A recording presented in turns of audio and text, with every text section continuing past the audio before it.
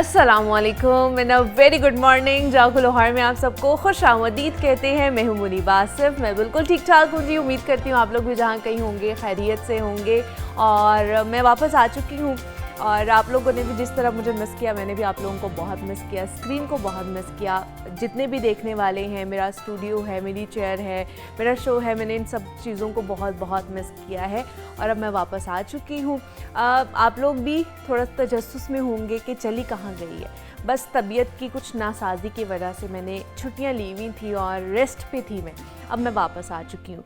खैर, अलबत्ता आज के दिन के हवाले से कुछ बात करते हैं जनाब। आज जो दिन मनाया जा रहा है वो प्री मैच्योरिटी डे मनाया जा रहा है, जिसका मकसद है कबल अज़ वक्त पैदाइश यानी प्री मैच्योर बर्थ के हवाले से तिब्बी आगाही में इजाफा करना। अब तिब्बी एतबार से वो बच्चे जो 37 हफ्ते से पहले पैदा हो जाएं, उन्हें प्री मैच्योर तस्वुर किया जाता है और ऐसे बच्चों को सांस लेने में बहुत ज़्यादा दुश्वारी पेश आती है। जिस्मानी दर्जा हरारत उनका बरकरार रखने में बहुत ज़्यादा मुश्किलात होती है। इन्फेक्शन के ख़तरात बढ़ जाते हैं और वज़न की कमी जैसे चैलेंजेस का सामना करना पड़ता है। और आपने सुना होगा जब प्री मैच्योर बेबीज़ पैदा होते हैं तो उनको कहा जाता है ना कि हम इनको थोड़ी देर के लिए अलग कमरे में रख रहे हैं, इंक्यूबेटर में रख रहे हैं। वो इसी वजह से होता है कि बहुत सारे चैलेंजेस उस बच्चे को पेश आ रहे होते हैं। माँ के लिए चैलेंजेस कुछ और होते हैं, डॉक्टर्स के लिए चैलेंजेस कुछ और होते हैं। तो ऐसे सिचुएशन को हैंडल करना सबके लिए बड़ा मुश्किल होता है। तो आज उस दिन को मनाया जा रहा है ताकि उस हवाले से हम अच्छे तरीके से जान सके, हमें अवेयरनेस हो कि इन लोगों के लिए कितनी सिचुएशन कॉम्प्रोमाइज़ हो सकती है, उसको किस तरह आगे लेकर जा सकते हैं और उनकी देखभाल कितनी ज़रूरी है। जब वो बच्चा पैदा होता है तब से लेके बड़े होने तक बहुत सारी कॉम्प्लिकेशंस उस बच्चे के अंदर आ जाती हैं, तो उनकी देखभाल बहुत बहुत ज़रूरी होती है वालिदैन के लिए भी और बाकी भी जो एटमॉस्फेयर में या इन्वायरमेंट में या इर्द गिर्द के जो लोग हैं उसका ख्याल रखें। खैर, तो आज का दिन ये था जिसके हवाले से हमने आपको आगाह कर दिया है। अभी आगे बढ़ते हैं, कुछ बात कर लेते हैं जनाब खूबसूरत से बालों के हवाले से। बालों का कंसर्न हर किसी को रहता है, वो चाहे ख़वातीन हो चाहे फिर वो मर्द हजरात हो। बाल अच्छे दिखना और घने होना, चमकदार होना, हम सब चाहते हैं कि जनाब हमारे बाल खूबसूरत नज़र आएँ और हेयर फॉल भी ज़्यादा ना हो। लेकिन जैसे ही मौसम भी चेंज होता है, यहाँ पर बहुत सारी डिफिशेंसीज़ का हम जब शिकार होते हैं, तो सबसे पहले जो उनके कह लें कि नेगेटिव इम्पैक्ट है ना, वो आना शुरू होता है। उसके कॉन्सिक्वेंसेस हमें हमारी स्किन के ऊपर आना शुरू होते हैं कि पिंपल्स निकलना शुरू हो गए, ड्राई स्किन हो गई है, फ्लेकी स्किन हो गई, या फिर हमारे बाल गिरना शुरू हो जाते हैं। अब अंडरलाइन जो कॉजेज़ है ना, वो हमें नहीं पता चलती है कि किस वजह से हमारे बाल गिर रहे होते हैं और लंबे नहीं हो रहे हैं, घने नहीं हो रहे हैं। तो आज हमने उस हवाले से ही आपके लिए आज का सेगमेंट लेकर आए हैं कि हिकमत में इसका इलाज क्या है, आप बाल किस तरह खूबसूरत बना सकते हैं, कौन सी चीज़ें हैं जिनका हमें इस्तेमाल करना चाहिए। तो हकीम मुज़म्मिल हुसैन साहब हमारे साथ स्टूडियोज़ में मौजूद है, उनकी तरफ चलते हैं। हकीम साहब, आपको खुश आमदीद कहते हैं। जागो लाहौर में कैसे हैं आप? ठीक ठाक है? अल्हम्दुलिल्लाह, अल्लाह का शुक्र, आप खैरियत से हैं? शुक्र है अल्लाह का, ठीक ठाक। हकीम साहब, बालों के हवाले से ना सारे कंसर्न होते हैं, वो चाहे ख़वातीन हों और चाहे मर्द हजरात हों। ख़वातीन थोड़ा सा ज़्यादा होती हैं कि जनाब हमारे बाल जो है वो खूबसूरत नज़र आए, लंबे घने बाल हों। लेकिन बालों का गिरना या बालों की जो कह लें कि बुनियादी वजूहात क्या है जिसकी वजह से हमारे बाल ख़राब होना शुरू हो जाते हैं या बहुत ज़्यादा गिरना शुरू हो जाते हैं? बालों के गिरने की अगर मैं तिब्बी वजूहात अर्ज़ करूँ तो वो तो मैं बतदरीज ज़रूर अर्ज़ करूँगा। जी जी। लेकिन एक बड़ा आसान और बड़ा ही आसान समझने का जो तरीका है कि बाल क्यों गिरते हैं, जो लोग बाल की खाल उतारना शुरू कर देते हैं ना, उनके बाल टूटना शुरू हो जाते हैं। ठीक है। मतलब जो दिमाग पर हर वक्त कोई ना कोई प्रेशर ले रहे हैं, हाँ, जो ज्यादा बोझ डाल देते हैं अपने दिमाग पे, ज्यादा बोझ डाल देते हैं कि मैंने इसमें से कुछ ना कुछ उतार के ही छोड़ना। हाँ। तो ना बाल की खाल उतरनी है तो ना उनके दिमाग को सुकून आना है, तो फिर बाल टूटने ही टूटने। मतलब आप दिमाग पर बहुत ज्यादा प्रेशर मत डालें, दबाव मत डालें। तो नाज़रीन कहेंगे जी ये तो हमारे इख्तियार में ही नहीं है। हाँ जी, सोचे हमारे इख्तियार में नहीं है। एग्जैक्टली। तो फिर क्या करें, हम दिमागी आसाबी निज़ाम को मजबूत करें। ठीक है। कि वो जो प्रेशर आ रहा है उसको बर्दाश्त करने की उसमें सकत हो। असल में बाल एक ऐसी फसल हैं जो जरखेज ज़मीन पर उग रहे हैं, अगर हम इसको आसानी से समझ सकें। जितनी ज़मीन अच्छी होगी, जरखेज होगी और उसको बहुत हद तक उसकी बुनियादें मजबूत होंगी, उस हद तक ही बाल इस पर अच्छे हो गएंगे। ठीक है। आप किसी भी बाल के टॉपिक को जो है वो छेड़ें तो उसकी सबसे बुनियादी वजह ये होगी कि दिमागी खुश्की बढ़ रही है, दिमाग के ऊपर खुश्की की तह बन रही है, सही है, या स्ट्रेस बहुत ज़्यादा आ रहा है, या किसी बीमारी से उठने के बाद जो जिस्म का एंटीबॉडीज़ निज़ाम कमज़ोर हो रहा है तो उसकी वजह से बाल गिरते हैं, आयरन की कमी हो रही हो उसकी वजह से बाल गिरते हैं, प्रोटीन की कमी हो रही हो उसकी वजह से बाल गिरते हैं। प्रेगनेंसी में कुछ ख़वातीन जो हैं वो जब उसके बाद कंसीविंग के बाद वाली लाइफ में आते हैं तो ग़िज़ा उनको दो तरह से इस्तेमाल करनी होती है, बच्चे के लिए भी अपने लिए भी। लेकिन हम उसको भी लापरवाही में गुजार देंगे तो उसका असर भी जो है वो किसी वीकनेस के सबब हमें ज़ाहिर होगा और उसमें भी बाल गिरने की जो है वो वजूहात हो जाती हैं। एक मैं कल पढ़ रहा था, बहुत सारी दवाइयाँ भी बाल गिरने का सबब बनती हैं। दवाइयाँ भी? जी जी, बहुत सारी ऐसी दवाइयाँ, मतलब आप पेन किलर हैं तो अरसा दराज से ले रहे हैं, अगर आप एंटीबायोटिक्स हैं तो अरसा दराज से ले रहे हैं, अगर आपको विटामिन्स हैं वो भी अरसा दराज से अगर आप ले रहे हैं तो उसका भी साइड इफेक्ट आपकी बॉडी पर आता है जिससे बाल गिरना शुरू हो जाते हैं। ये उनके लिए आ सकता है ना जो कि किसी से बगैर पूछे ले रहे होते हैं। जी, खुद ही से ले रहे होते हैं, खुद ही से ले रहे हैं, खुद ही अपना डॉक्टर बन जाते हैं, कोशिश करते हैं। मतलब कुछ हमारे नौजवान भाई हैं, बॉडी बिल्डिंग का शौक होता है, बहुत सारी ग़िज़ाएं जो हैं वो जो उनकी ज़रूरत नहीं होती हैं वो शुरू कर देते हैं, वो भी किसी हद तक फिर जो है वो दिमाग पर असरअंदाज होती हैं तो बाल गिर जाते हैं। सही है। मौसम का बदलाव ये भी बालों पर असरअंदाज होता है।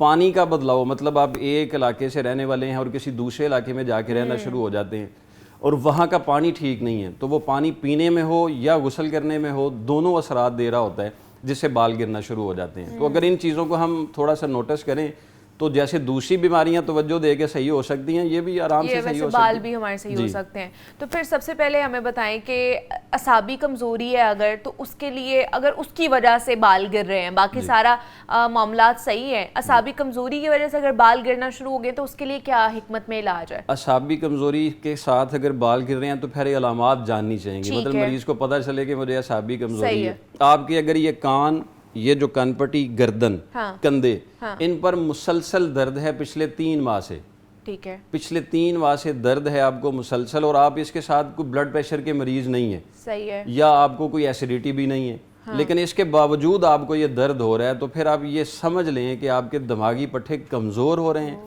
जिसका दबाव आपके कंधों पर आ रहा है, तो ये आगे जाके किसी भी वक्त आपको दिमागी खुश्की का शिकार कर देंगे और आपके बाल गिरना शुरू हो जाएंगे। ये मुझे लगता है कि इस वक्त 90% लोगों को ये मसला होना है और किसी को आइडिया नहीं होगा जो आप बता रहे हैं। अब सारे रिलेट कर पा रहे होंगे मेरे ख्याल से, जिस तरह साइंस एंड सिम्टम्स बताए हैं हकीम साहब ने। और मैं अगर आपसे वजह पूछूं आप आसानी से बता सकेंगे कि ऐसा क्यों हो रहा होता है, क्योंकि हमारी रात की नींद पूरी नहीं होती। एग्जैक्टली, हम दिमाग को सुकून नहीं दे रहे हैं, सही है, जिस तरह से उसको जरूरत है। तो वो हम लंबा शिफ्ट बाय शिफ्ट जाग रहे होते हैं, दिमाग पर दबाव बढ़ रहा होता है, फिर आंखों पर नजर की कमजोरी भी इसमें शामिल हो जाती है, आंखों पर असर आता है, कंधों पर असर आता है, गर्दन पर असर आता है, तो फिर वही जो पहले बात की दिमागी खुश्की का आगाज हो जाता है जिससे फिर बाल कमज़ोर हो जाते हैं और टूटना शुरू हो जाते हैं, 2 शाखे हो जाते हैं। ये उन लोगों की अलामत हैं जिनको असाबी कमज़ोरी है। नींद पूरी करें, पानी ज़्यादा से ज़्यादा इस्तेमाल करें, बहुत ज़्यादा स्पाइसी चीज़ें जो हैं वो बंद कर दें, तली चीज़ें, खट्टी चीज़ें, जंक फूड जितना भी है उसको बंद कर दें। और उनके लिए एक बड़ा खूबसूरत नुस्खा है, जी बता असाबी कमज़ोरी की वेट कर रहे हैं हम लोग सारे जी बेहतरीन नुस्खा है। ठीक है, ये अखरोट हमारा दिमाग, ये दिमागी शक्ल ये दिमाग है। आपको दिमाग को सही करना है तो दिमाग खाएं, ठीक है, लेकिन दिमाग अखरोट की शक्ल में खाएं, किसी का नहीं खाएं जी, सही है, वरना उसके भी बाल गिरना शुरू हो जाएंगे। ठीक है, ये कुदरत ने हमें दिया हुआ है। ये मगज अखरोट ले लें, ठीक है, ठीक है। अगर ये मैं 1 से 2 वक्त की खुराक बताने लगा हूँ, नुस्खा ज्यादा भी बनाया जा सकता है। मतलब 1 अखरोट का जो है वो मगज वो आप ले लें और इसके साथ आप ये है छोटी इलायची, छोटी इलायची, हाँ जी छोटी इलायची, ये आपने ले लेनी है सिर्फ 5, अच्छा, छिलके समेत ही लेनी है, सही है, 5 मगज अखरोट 1 और 5 छोटी इलायची। और इसके साथ ये होती है मगा, बोलते हैं इसको मगा जी, मगा, फिलफिल दराज भी इसको कहते हैं, अच्छा, काली मिर्च की बड़ी बहन भी इसको कहते हैं, अच्छा, ठीक है, मतलब ये जाके बोले कि काली मिर्च की बड़ी बहन दे दे, हाँ जी, ये उसी के खानदान से है, ठीक है। ये मगा ले लें आप, ठीक है। ये 3 चीजें सिर्फ पीस लें, मिक्स कर लें, ठीक है, इनका पेस्ट बन जाएगा। और अगर तो इसको खुश जायका बनाना है, सही है, कि बच्चे भी शौक से खाएं, बड़े भी शौक से खाएं, तो इसको इसमें 3 से 4 चम्मच शहद मिला लें, खालिस शहद खालिस मिला लें। ये एक खूबसूरत माजून का नुस्खा है, कभी नहीं पहले दिया गया। ये माजून बन जाएगी खूबसूरत। ये 3 चीज़ें पीस के इसको इसके शहद के साथ मिक्स कर लें।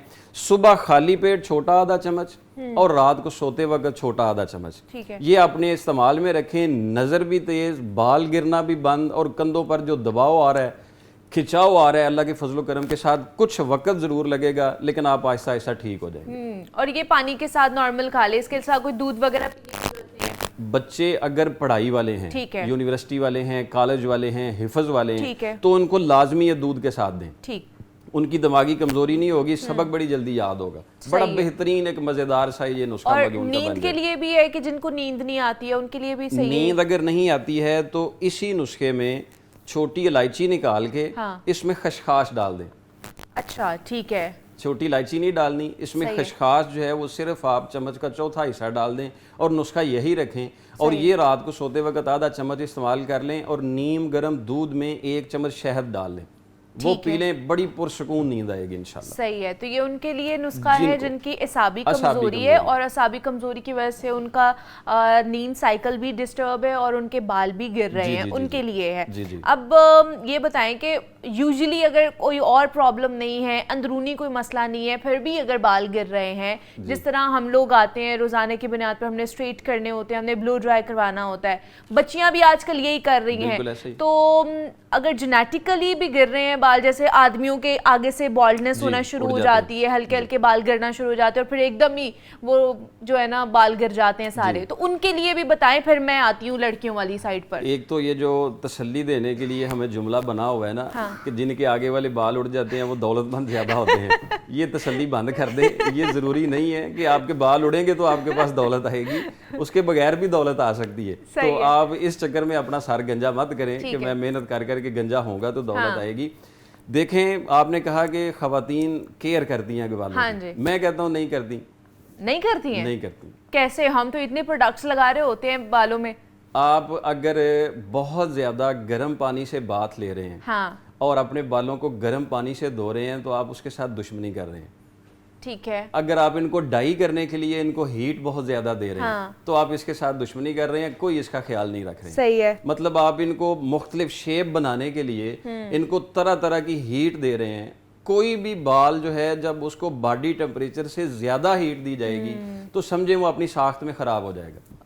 वो अपनी जिसामत में भी खराब हो जाएगा, अपनी जो जिल्द की उसकी बुनियाद है उसमें भी वो खराब हो जाएगा। लेकिन फिर क्या करें? देखिए, हमारी जॉब ऑफ नेचर ऐसी है कि हमने बाल स्ट्रेट करने हैं या हमने ब्लो ड्राई कराने हैं, तो फिर हम क्या कर सकते हैं? उसको नॉर्मल, ठीक है, नॉर्मल तरीके के साथ जो है वो जो उसका नॉर्मल टेम्परेचर है उससे हो सकता है। और मैं एक ऑयल लेकर आया हूँ, ये ऑयल आपको बहुत हद तक बालों की जो शेप आप चाहेंगे बना सकते हैं। अच्छा, अल्लाह के फजल करम के साथ। लेकिन ये जो शेप आप वक्ती बनाते हैं, मेरा ख्याल एक दिन की होगी तो दूसरे दिन फिर चेंज करने पड़ती है, दूसरे दिन फिर चेंज, तो हमें रंग नहीं बदलने चाहिए, एक ही रखना चाहिए ताकि एक ही पोजीशन में रहें तो बाल स्ट्रेट खूबसूरत लगते हैं। आप उसको डिजाइन जो मर्जी दे सकते हैं, लेकिन आप उस पर कोई भी गैर फितरी चीज अप्लाई करेंगे तो फिर वो उसकी जिसामत को खराब कर देगा। तो ये ऑयल है, ये बालों को मजबूत करने के लिए? बिल्कुल मजबूत करने के लिए है। क्या है? लंबे करने के लिए है, घने करने के लिए है, और जो बाल टूट रहे हैं, टूट जाते हैं, उनको इंशाल्लाह ये बहुत हद तक और आसान है। मैं मेहनत वाले नुस्खे नहीं बताता क्योंकि वो मेहनत हम कर लेते हैं, नाजरीन वो कर भी नहीं सकते, बना भी नहीं सकते। सिर्फ ये 2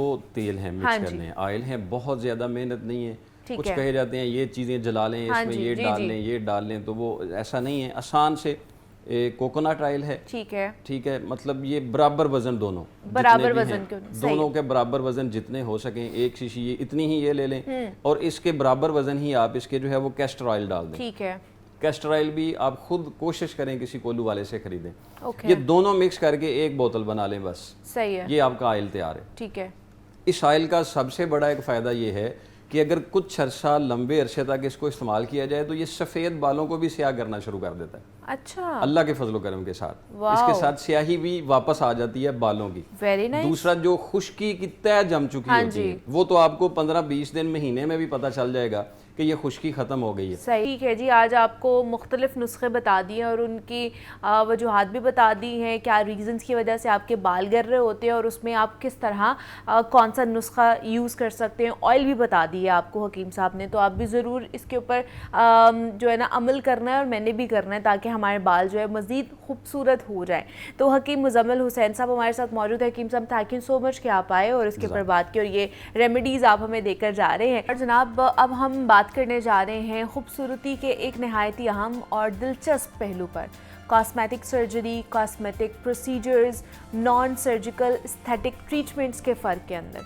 क्योंकि बहुत से लोग हैं हमारे जैसे जो इन तीनों को एक ही समझ लेते हैं, लेकिन हकीकत में हर एक का अपना एक मकसद होता है, अपना तरीका है और अपना असर होता है।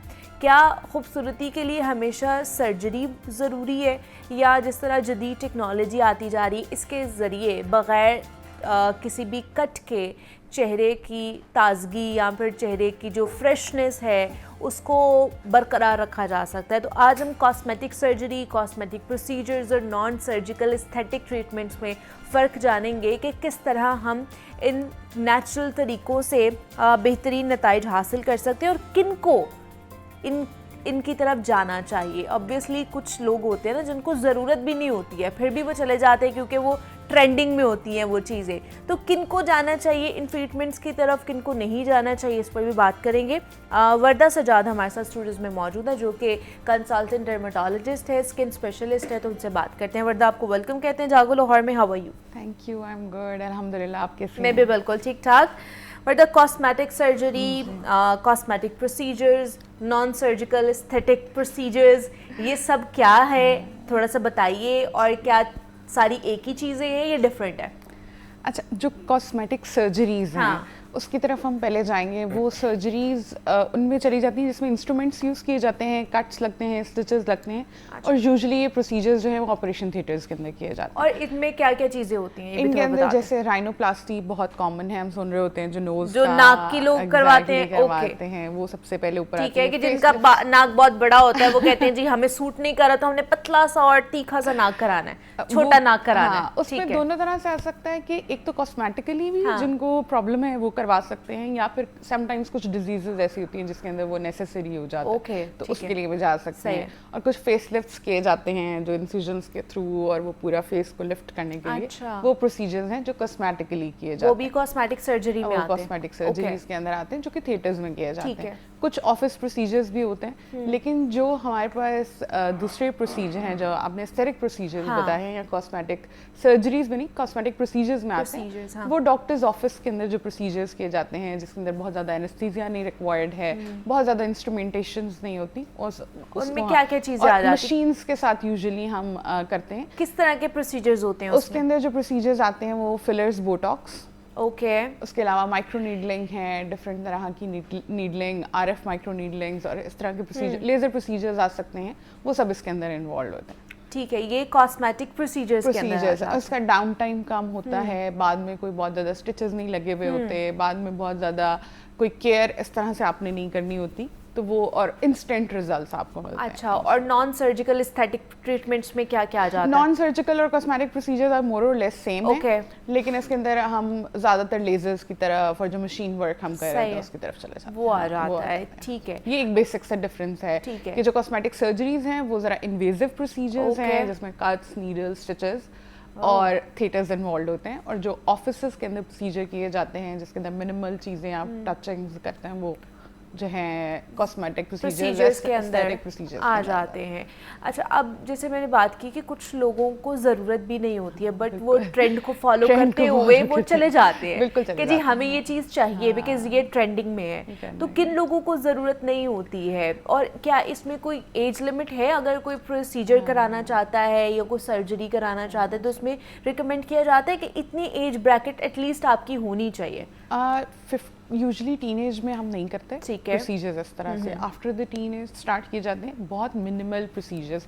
कॉस्मेटिक्स में वही जो सर्जरीज के अंदर यूजुअली वही सर्जरीज की जाती हैं जो आपको एज अ डिजीज तंग कर रही हैं और उनके बगैर कोई गुजारा नहीं है, तो उसको किया कर सकते हैं। अदरवाइज जो प्रोसीजर स्टार्ट किए जाते हैं 20s, जो ट्रेंडिंग वाले लोग हैं वो 20 से 25 की ब्रैकेट में फॉल करते हैं, लेकिन रिक्वायर्ड जो होते हैं वो 25 के बाद 30 के बाद ज़्यादा रिक्वायरमेंट तब ज़्यादा अच्छी होती है। अभी ये 20 से 25 वाली ब्रैकेट जो है वो यूजुअली ट्रेंडिंग वाले में आ जाती है। आजकल किस तरह के ट्रीटमेंट्स या प्रोसीजर्स जो हैं वो ट्रेंडिंग में हैं? आजकल डिफरेंट चीजें जैसे लेजर हेयर रिमूवल है वो तो बहुत ज्यादा कॉमन वो तो है, वो तो कॉमन हो गया ना कि खवातीन करवाती है, इवन दो कि अब मर्द हजरात भी करवा रहे हैं लेजर्स की तरफ। आ गया कि अब जरा मेल हजरात भी जा रहे हैं लेजर्स की तरफ। हाँ ठीक है। उसमें अब ये है कि जो आपने पूछा उसमें ये है कि जो ट्रेंडिंग में चल रहा है लिप फिलर्स, ओके, आप शुरू से सुनते आ रहे हैं, और एक जो है वो कैट आई लिफ्ट। कैट आई लिफ्ट, अच्छा उसमें क्या होता है? उसमें हमारी आंखें कैट की तरह हो जाती है? नहीं बिल्कुल ऐसे नहीं होता है, एक लिफ्टिंग होता है, लेटरल पार्ट ऑफ द आई को जरा लिफ्टिंग एक इफेक्ट देते हैं, तो उसकी वजह से वो जरा ज्यादा अच्छा ट्रेंडिंग में चल रहा है। और नेजल जो है नेजल सेप्टम, वो नोज को जरा ब्लीक सा करके उस तरह, वो ट्रेंडिंग में चल रहा है। सही है। कभी सुनते थे कि जॉ लाइन भी बनवा रहे हैं लोग। हाँ, जॉ लाइन एक ज़माने में बहुत चल रही है, अभी भी मेल में बहुत अच्छी चल रही है, लेकिन अब चिन ज़्यादा फीमेल्स के अंदर ज़रा प्रोजेक्टेड चिन ज़्यादा चल रही है, क्योंकि वो एक बड़ा अच्छा प्रोफाइल, कोरियन जब से ट्रेंड बहुत ज़्यादा आया है और वो सारा कुछ, उसके बाद ज़रा चिन फिलर ज़्यादा अच्छे। अच्छा चिन फिलर्स अब आ गए। अच्छा चिन फिलर्स आ गए, एक अच्छी मतलब डिफरेंट चीज़ें हैं भाई, हम क्या ही कह सकते हैं। अब डिफरेंट ऑब्वियसली डिमांड आती है तो ये प्रोसीजर्स हो रहे होते हैं ना। अगेन एक डॉक्टर असेसमेंट बहुत ज़रूरी है, आपकी एक प्रोफाइल देख के कि आपको क्या चीज़ रिक्वायर्ड है, क्या चीज़ रिक्वायर्ड नहीं है। ट्रेंडिंग है लेकिन आप नहीं करा सकते, बहुत सारी चीज़ें उसमें हमने देखनी होती हैं और बहुत ज़रूरी भी है, बिकॉज एक रिस्पॉन्सिबिलिटी है। आप किसी को ख़राब बस एक ट्रेंडिंग चीज़ करके घर नहीं भेज सकते कि हमने आपका कर दिया एंड वो आपकी फेशियल प्रोफाइल के साथ बेशक नहीं भी अच्छा लग रहा, बट ये अब है तो अब बस इसके साथ ऐसा नहीं होता। अच्छा जैसे अभी हमने बात की है बुटॉक्स और फिलर्स अभी भी चल रहे हैं, वाकई इनसे फ़र्क पड़ता है? बिल्कुल इनसे फ़र्क पड़ता है। अगेन पेशेंट असेसमेंट बहुत ज़रूरी है कि किस पेशेंट को कितना रिक्वायर्ड है, किस एरियाज़ में रिक्वायर्ड है, तो इसका इफेक्ट तो है। फिलर्स का भी, फिलर्स आप पहले से थोड़ा का नेचुरल ब्यूटी की तरफ जाना और नेचुरल फीचर्स को एनहांस करने की तरफ ट्रेंड शिफ्ट हो गया। पहले एक था बड़े बड़े लिप्स, बड़े बड़े चीक्स, एक बड़ी डिफाइंड जॉ लाइन, एक ट्रेंड चल रहा था, लेकिन अब ट्रेंड शिफ्ट हो गया, ज्यादा नेचुरल की तरफ लोग जाना शुरू हो गए कि करवाया भी हो और पता भी ना चले। आजकल वैसे एक हमारी एक्ट्रेस है जिनका बहुत फेमस ड्रामा भी चल रहा है, उनके ऊपर बहुत सी बहस चल रही है, इवन दो के जितने भी डर्मेटोलॉजिस्ट हैं, स्किन से रिलेटेड डॉक्टर्स हैं ना, वो सोशल मीडिया पे कह रहे हैं कि इन्होंने बुटॉक्स कराए हैं, फिलर्स कराए, लेकिन बहुत अच्छे तरीके से कराए हैं, बहुत नेचुरल लग रहे हैं। यही आर्ट है, this is the new thing, and मेरे ख्याल से ये बहुत अच्छी बात है, क्योंकि अब लोग उस प्रोसीजर की तरफ जाना चाहते हैं जो करवाया हो लेकिन दूर से पता ना चले कि हमने कुछ करवाया, इतना अच्छा हुआ होना चाहिए। सही है। फेशियल बैलेंसिंग उसमें बहुत अच्छी होनी चाहिए, तो उसके लिए बोटॉक्स और फिलर्स तो बहुत इस्तेमाल हो रहे हैं। ठीक है। और वही उसके साथ साथ अब थ्रेड्स भी ऐड होते जा रहे हैं एंटी एजिंग के अंदर। बोटॉक्स और फिलर्स के साथ एक नई चीज जो ऐड हुई है, थ्रेड्स ऐड हो, वो भी नॉन सर्जिकल में आते हैं, वो भी नॉन सर्जिकल्स के अंदर आते हैं। अच्छा। और लिफ्टिंग और एंटी एजिंग के लिए थ्रेड्स और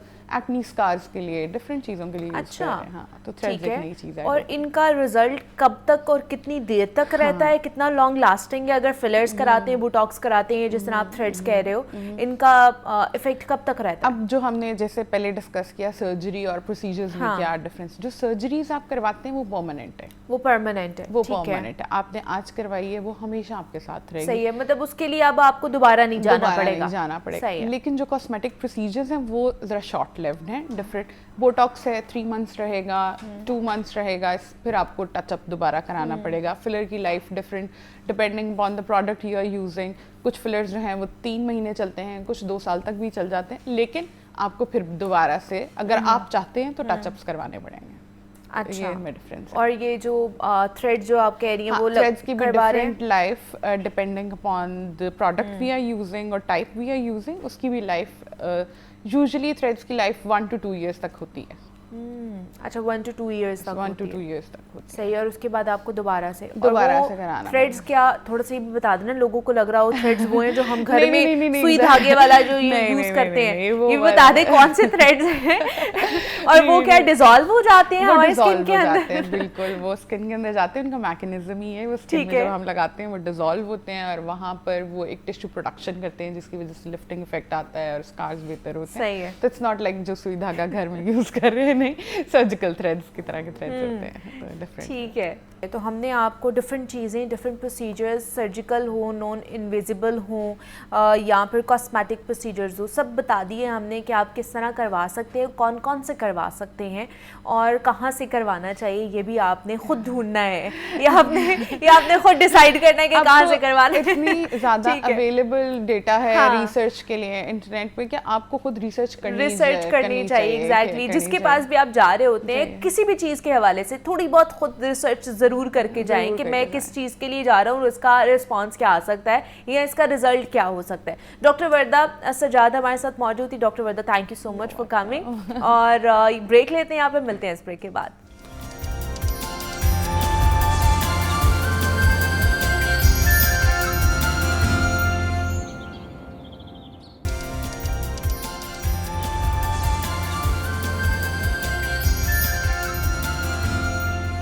वेलकम बैक टू जागो लाहौर। जनाब, कुछ लाहौर शहर के हवाले से बात कर लेते हैं, हुकूमत पंजाब के हवाले से बात कर लेते हैं, ज़िला इंतज़ामिया के हवाले से बात कर लेते हैं।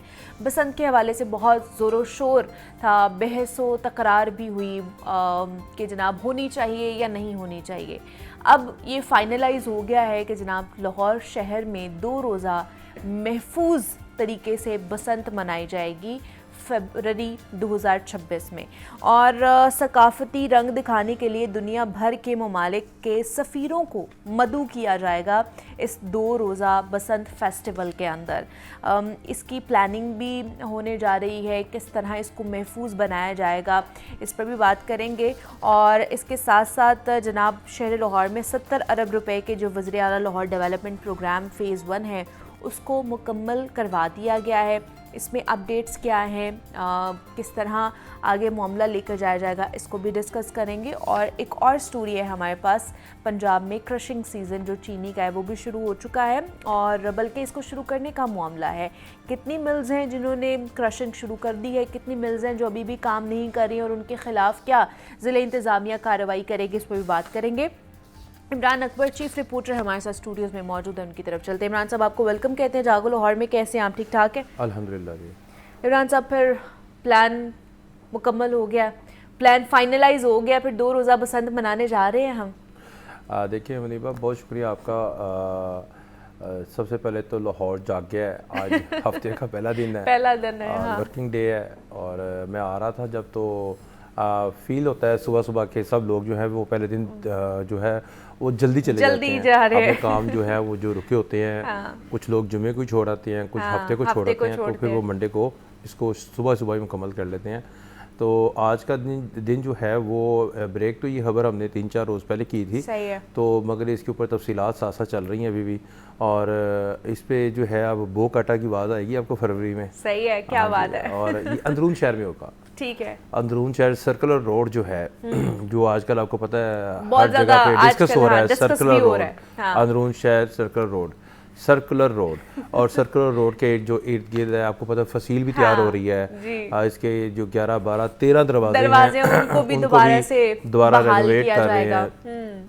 और इसके साथ साथ जो आगे दुकानें हैं उनको मस्मार भी करना है, वहाँ पे प्लाजे भी बनने हैं। अब सर्कुलर रोड के जो रेडियस है वहाँ पे बसंत होने जा रही है और इस वाले से जो है वो फैसला हो चुका हुआ है। अब इसके ऊपर ड्यूटीज़ जो SOPs हैं, जो जिन जिन लोगों ने इसमें पार्टिसिपेट करना है इंतज़ामिया की तरफ से, उनकी लग गई हुई हैं। अच्छा, ड्यूटी रोस्टर जो है वो इसी महीने के एंड तक आ जाएगा, क्योंकि दिसंबर में जो है इसकी मैन्युफैक्चरिंग शुरू हो जानी है। ठीक है। बसंत से 2 महीने पहले जारी पता कोई शादी आती है, कोई कपड़े सिलवाने होते हैं, तैयारी शुरू हो जाती है ना, तो इसकी तैयारी जो है वो शुरू हो जानी है। डोर लगनी शुरू हो जानी है, चरखी नहीं, डोर और पिन्ना, जिसे पिन्ना कहते हैं। अच्छा। क्योंकि चरखी पर जो है वो केमिकल की डोर ठहर जाती है, पिन्ने पर नहीं ठहर सकती। ओके, तो पिन्ने तैयार होंगे, वो पिन्ने तैयार होंगे।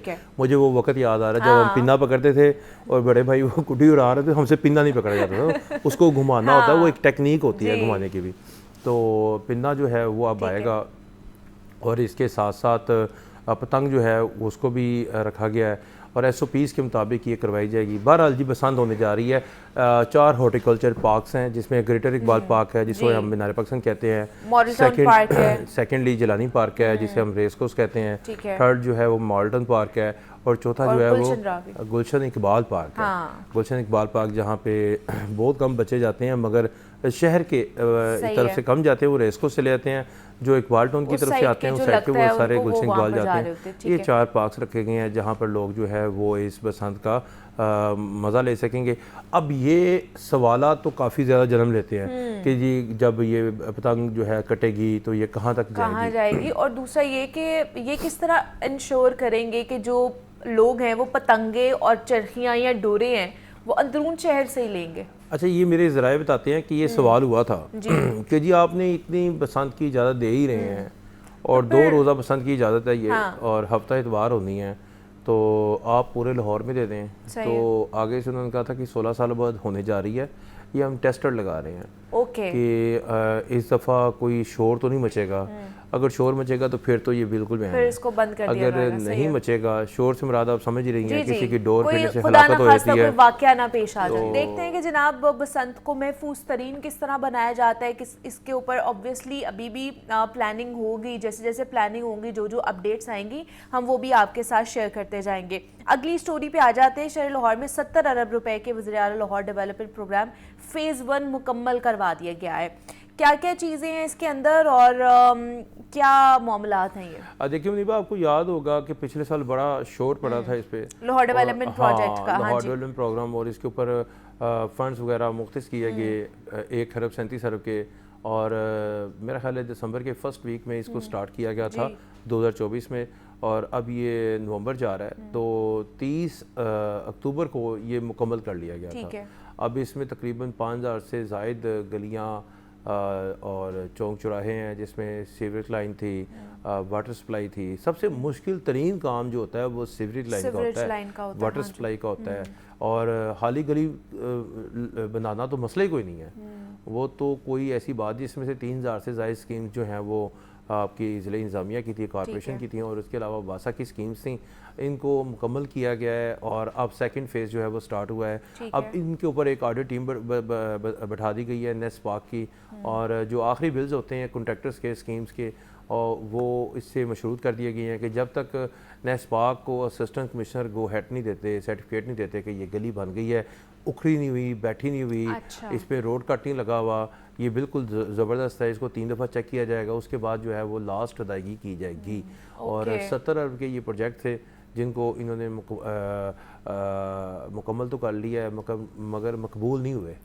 मकबूल से मुराद होता है कि कोई चीज़ जैसे पहले बनती थी तो पहले तो हल्का काउंसलर जो है वो इलाके में जान डालता था, फिर हल्के का चेयरमैन आ जाता था, फिर खातीन आती थी, फिर वो वोट मतलब एक पता चलता था कि यहाँ पे कोई काम हुआ है, तरक्याती काम हुआ है, वोट कास्ट करने के लिए। हालांकि पता नहीं चलना चाहिए, बाहर के मुल्कों में भी ऐसे ही होता है। काम है इनका, ये तो सरकार का काम है और हमारे पैसे लग रहे हैं, किसी के पैसे नहीं लग रहे, तो मगर उस पर एक ना वो नेचुरली वही बात आ जाती है, ढोल वगैरह नहीं बजता था कि यहाँ पे आज जो है वो चेयरमैन आएंगे, MP आएंगे, चादर बनाई जाएगी उनको और एक वो प्लेट लगाई जाएगी जिसके ऊपर लिखा होगा, नीचे ये कहा होगा, कहीं कहीं ये लगी हैं प्लेट्स और कहीं कहीं नहीं लगी होंगी, मगर ये बिल्कुल इस तरह से हुआ है कि अब आपके सामने ही है कि हम ही लोगों को बताते हैं कि मुकम्मल हो गया, नहीं तो आगे तो हर यूनियन काउंसिल से पता लगता था कि यहाँ पे इतने फंड्स गए हैं और ये काम हुआ है और इलाके के लोगों को बताया जाता था।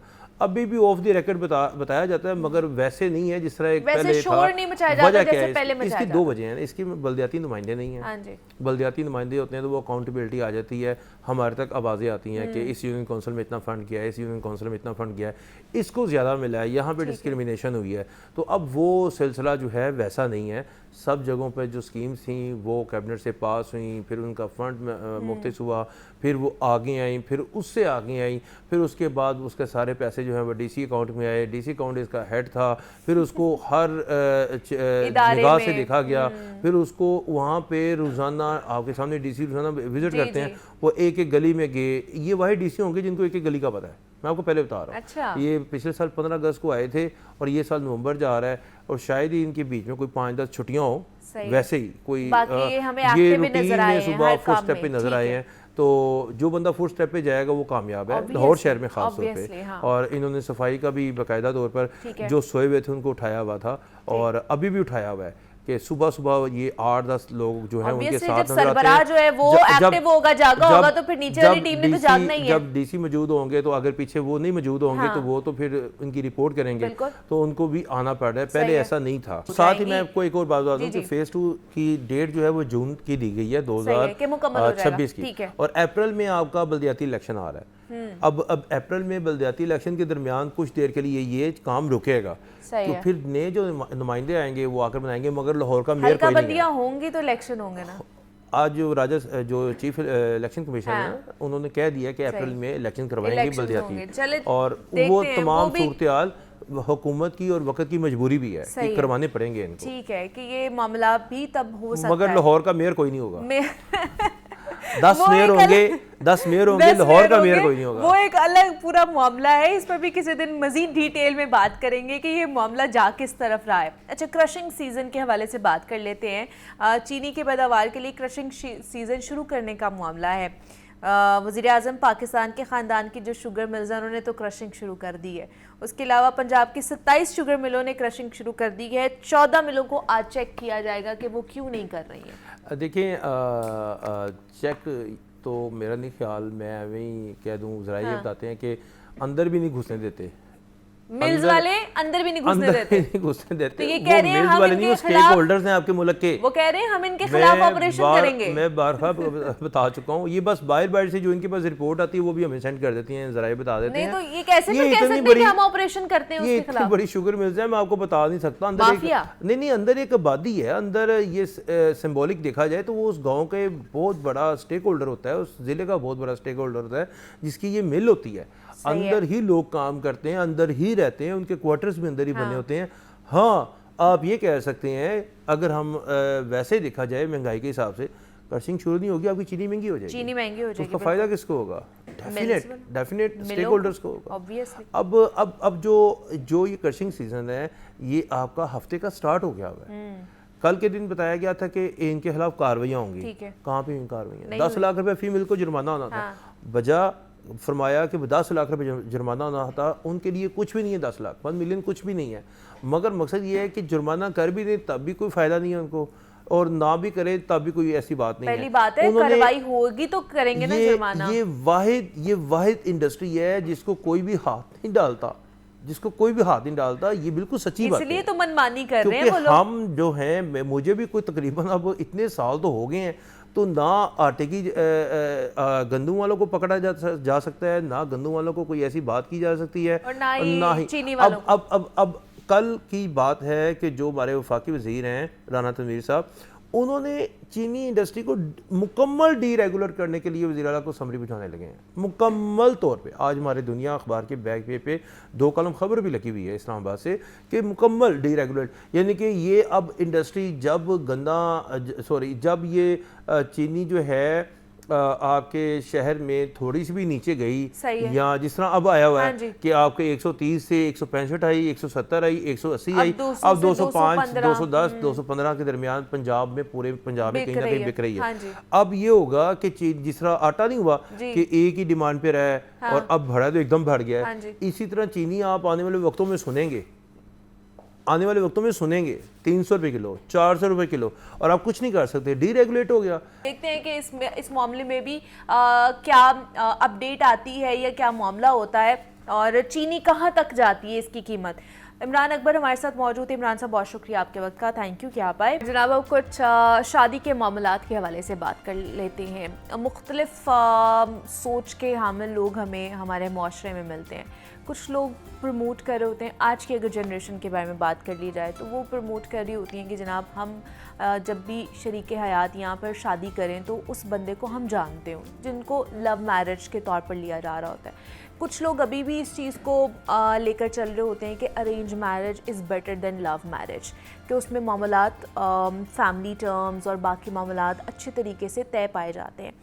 लेकिन जब भी आप शादी कर रहे हो या आपने अपना शरीक हयात या पार्टनर ढूंढना है, आपके घर वाले भी ढूंढ रहे हैं, तो उनमें कौन कौन से अवामिल को मद्देनज़र रखना चाहिए? क्या सिर्फ़ और सिर्फ शक्ल सूरत को प्रायोरिटी देनी चाहिए, पैसे को प्रायोरिटी देनी चाहिए, स्टेटस को प्रायोरिटी देनी चाहिए?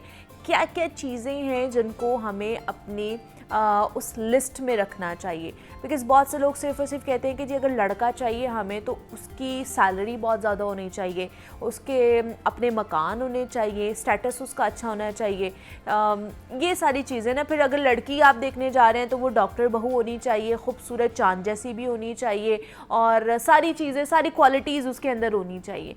तो क्या ये सारी चीज़ों को देखना ज़रूरी हो गया है या इसके पीछे की नफ्सियात क्या है? इस पर हमने आज बात करनी है और इस पर बात करने के लिए डॉक्टर अली अजमल हमारे साथ स्टूडियोज़ में मौजूद है, माहिर नफ्सियात है, उनसे बात करते हैं। डॉक्टर साहब आपको वेलकम कहते हैं जागो लाहौर में, कैसे हैं आप? ठीक ठाक हैं? I am fine, thank you. Doctor Ali, आजकल लोग शादी के लिए डिफरेंट अप्रोचेज़ रखते हैं, जैसे मैंने बात की अभी भी दो अप्रोचेज़, लव मैरिज और अरेंज मैरिज वाली हमें अभी भी मिलती हैं अप्रोचेज़। लेकिन अगर हमने शादी करनी है, वो चाहे लव मैरिज हो या अरेंज मैरिज हो, कौन से अवामिल हैं जिनको हमें मद्देनज़र रखना चाहिए अगर एज अ साइकोलॉजिस्ट आपसे पूछा जाए तो? What do you suggest? जी देखें, शादी चाहे आप पसंद की हो यानी कि लव मैरिज हो या माँ बाप की मर्ज़ी से हो, हमें शादी तो शादी है, किसी तरह से भी हो।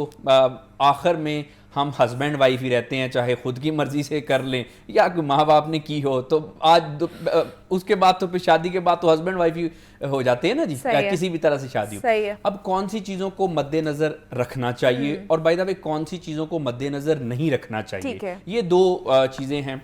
इसमें ना सबसे पहले एक चीज़ हमने ये देखनी है कि देखिए, जब भी हम कोई अपनी ज़िंदगी का छोटा सा भी फ़ैसला करते हैं, हमने कोई एजुकेशन का कोई चूज़ करनी है, अपनी कोई डिग्री चूज़ करनी है, या इवन के कोई हमने इससे भी छोटा फ़ैसला करना है, कोई शूज़ खरीदने हैं, कोई कपड़े खरीदने हैं, और कोई नहीं तो कहीं खाना खाने जाना है कोई दोस्तों के साथ, तो हम आम तौर पे चीज़ों को बड़ा देखते हैं, परखते हैं, डिसाइड करते हैं उस बेस पे।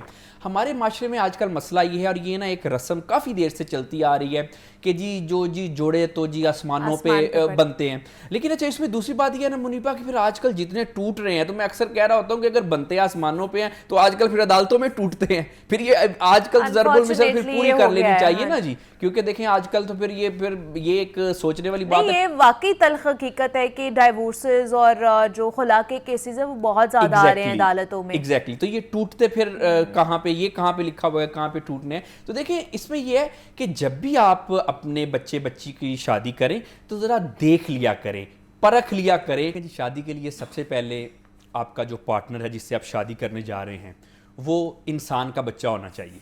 देखिए, इंसान के बच्चे से क्या मुराद है कि वो एक मुनासिब शख्स हो, लड़की या लड़का। अब मुनासिब में क्या है कि जी जिम्मेदार हो। देखिए, जो शादी होती है ना वो जिम्मेदारी का नाम है, और शादी ठीक उनकी चलती है जो कि जिम्मेदारी निभाने वाले लोग होते हैं। अच्छा, उसके बाद फिर मैच्योर हो, उसका जो EQ है यानी कि इमोशनल क्वोशेंट वो कुछ बेहतर हो, ये ना हो कि अच्छा उसमें की ग्रूमिंग हुई हो, वो मामाज बॉय ना हो। मैं आमतौर पे ऐसा भी तो माशरे में चल रहा है ना कि उम्र बढ़ गई है, दाढ़ी मूछ भी निकल आई है, लेकिन अभी तक बचपना नहीं गया। एग्जैक्टली। अब ये जिसमें चीज़ें ना, और फिर दूसरी बात बिल्कुल इकोनॉमिक मामलात भी मैटर करते हैं, वो बरसे रोज़गार होना चाहिए। जाहिर बात है कि शादी एक जिम्मेदारी का नाम है, उसने कमा के लाना है। अच्छा, ये बुनियादी चीज़ें हैं। अगर तो किसी में ये है तो वो आपका बेस्ट पार्टनर है, अच्छा शौहर या अच्छी बीवी। उसमें कुछ ऐसे अवामल हैं जो कि इस कदर मैं समझता हूँ कि ओवररेटेड हैं, उसका कामयाब शादी से कोई ताल्लुक नहीं है। जैसे कि आमतौर पे ये देखा जाता है जी कि लुक में कोई बहुत बेहतर होना या होनी चाहिए। ये मैं बात आपको पूरी जिम्मेदारी से प्रोफेशनल कैपेसिटी में कह रहा हूँ। कोई कितना भी हसीनो जमील है, कोई लड़का या लड़की कोई भी है, 15, 20, 25 दिन के बाद जो है वो लुक का वो कोई इतनी मैटर नहीं रह जाता। उसके बाद जो है वो इंसान की सीरत जो अंदर की आपकी क्वालिटीज हैं वही शादी को निभाती है। उसके अलावा देखें ना, दूर के डोली सुहाने होते हैं। अच्छा, उसके बाद फिर एक और मसला जो है जो कि आजकल ना माशरे में बड़ा आम पाया जा रहा है, ये भी एक मार्केट में एक नया ट्रेंड चल रहा है आजकल, कि ना आजकल कुछ लोग जो हैं वो पार्टनर के हवाले से ना बड़ी बड़ी बातें करते हैं, उनको ना बड़ी बड़ी उम्मीदें तवक्कात होती हैं। मैं तो, ये लड़के भी करते हैं लड़कियां भी करती हैं, तो पहले लड़कियों की बात कर लेते हैं। मैं तो तब हाँ करूंगी, मेरा पार्टनर ऐसा होना चाहिए, मुझे तो इस तरह के मर्द पसंद हैं, वो इस तरह का एक पोर्ट्रे कर देती हैं जो कि कस्टमाइज ही बनेगा, वैसे नहीं बनेगा। एग्जैक्टली। अच्छा, उसमें फिर होता ये है कि ये सबसे पहले ना, ये एक तो दो तरह से गलत बात है। सबसे पहले तो ये बात देखें कि ऐसा तो मुमकिन नहीं है ना, ऐसे तो सिर्फ फिल्मों में ही लोग होते हैं। अच्छा, उसमें ये होता है कि फर्ज करें एक लड़की ऐसे बड़ी बड़ी बातें कर रही है, उसके जब जिन अपनी लेट से फ्रेंड से कर रही है या इर्द गिर्द के रिश्तेदारों से कर रही है, अब जिनकी शादियां हुई हैं वो तो सुन के सासे कमतरी में जाएंगी ना, वो तो कहेंगी जी इनके तो नाक के नीचे कोई नहीं आ रहा, हमारे जो शौहर हैं वो तो हमने ऐसे गुजारा कर रहे हैं, वो जो है घर में बैठी जो औरतें हैं वो डिससेटिस्फाई होंगी जब कोई लड़की ऐसी बड़ी बड़ी बातें करेगी कि मैं तो कबूल है तब कहूंगी, वो ऐसा होना चाहिए, वादी इश्क का शहजादा होना चाहिए, वो फलां कल्चर से होना चाहिए, इस कल्चर के जो शौहर हैं जो मर्द हैं वो तो मेरी नाक के नीचे नहीं आते, वगैरह वगैरह वगैरह। ठीक है। अच्छा, इसमें दो चीजें तो ये होगी। उसके बाद फिर क्या होता है, ज्यादातर मामलात में ऐसा देखा गया है जब इनकी खुद की शादियां होती हैं तो फिर लोग मजाक उड़ाते हैं। हालांकि लोगों को मजाक नहीं उड़ाना चाहिए, लेकिन लोग पता क्यों मजाक उड़ाते हैं कि बातें तो आप बहुत बड़ी बड़ी कर रहे थे, ये क्या निकला। अब ये हमारे माशरे में ऐसे है। अच्छा, उसके बाद ना फिर हम लोग माइंड करते हैं। देखिए, लोगों को किसी का मजाक नहीं उड़ाना चाहिए, अब किसी की शौहर बीवी का मजाक नहीं उड़ाना चाहिए, लेकिन मैं ये समझता हूं कि हमें भी तो बड़ी बड़ी बातें नहीं ना करनी चाहिए। हम जब पहले लोगों की ईगो को हर्ट करेंगे कह के कि मैं, मुझे तो ऐसा शौहर चाहिए, मैं तो वादी इश्क का शहजादा से करूंगी वगैरह वगैरह, उसके बाद फिर लोग मजाक उड़ाते हैं कि वो ये क्या निकला। नहीं नहीं, ऐसे होता है, मैंने अक्सर ऐसे मामला देखे, लोग कहते हैं। अब देखे ना, बात यह कि मैं लोगों को कहना चाहता हूं ना किसी का मजाक उड़ाया करें, ना ऐसे किसी पे क्रिटिसिज्म किया जाए, लेकिन मैं ऐसे लोगों को भी कहना चाहता हूं बड़ी बड़ी ना छोड़ा करें, बातें ना किया करें, जो नहीं हो सकता, जो पॉसिबिलिटी जो रियलिस्टिक नहीं है उस चीज से थोड़ा सा इज्तनाब किया करें। मियां बीवी को आखिर में एक छोटा सा पैगाम मैं देना चाहता हूं कि देखिए, जो भी आपके मामलात है ना, खुद बंद कमरे में हल करें। ये मामलात को बाहर ना लेके आया करें, जब तक कि कोशिश करें आप इनको खुद हल करें। आपने तो 2 दिन में भूल जाना है, लेकिन लोगों ने आपको भूलना नहीं और आपको भूलने भी नहीं देना। आपकी छोटी छोटी लड़ाइयों को बढ़ा के छोड़ेंगे ये लोग। बिल्कुल ऐसा ही है। तो ये अपने मामला खुद हल किया करें कि मियां बीवी में जो मामला, जो लड़ाई झगड़े, जो बहसो तकरार होती है, उसको कमरे के 4 दीवारी के अंदर ही रहने देना चाहिए। आप लोग तो शायद उन चीज़ों को भूल जाते हैं, लेकिन जो दुनिया वाले हैं ना, जैसे डॉक्टर साहब ने कहा है, वो नहीं आपको भूलने देते हैं, वो फिर उसको रबड़ की तरह खींचते रहते हैं। तो मामलात के वाले से, शादी के मामलात के वाले से हम बात कर रहे थे। डॉक्टर अली अजमल हमारे साथ मौजूद है। Thank you so much doctor Ali, इसके ऊपर बात की आपने और यहाँ पर आए। ब्रेक लेते हैं, मिलते हैं इस ब्रेक के बाद।